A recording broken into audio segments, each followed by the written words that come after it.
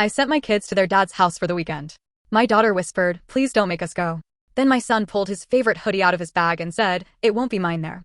I froze with my hand on the zipper. Their dad, Brian, was supposed to arrive in 10 minutes. Chloe stood by the door, staring at the floor like she was ashamed for asking. Matt twisted the sleeves of his gray hoodie in his fists.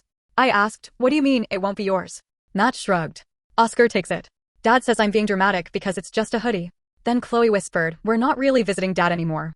We're just extra hands." Brian remarried after our divorce. His wife, Daisy, had 2 kids already, and then they had 2 more together.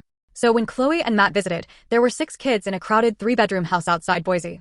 I knew blended families were hard. I knew kids had to share. I never expected mine to be treated like royalty, but I expected them to feel like they mattered. Chloe told me she was expected to watch the younger kids whenever Daisy was overwhelmed.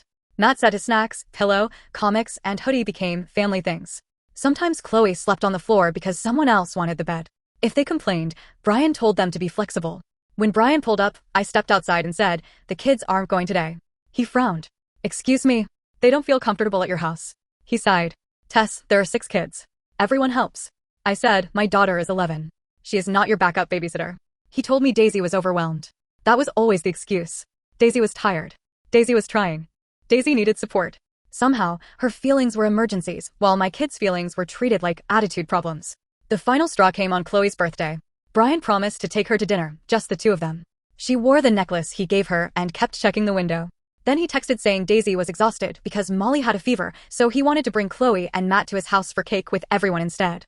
I called him and said, "You are not replacing her birthday dinner with your household chaos." He came alone, but Chloe returned quiet and red-eyed. She said he spent half the dinner texting Daisy and apologizing for leaving her alone with the circus.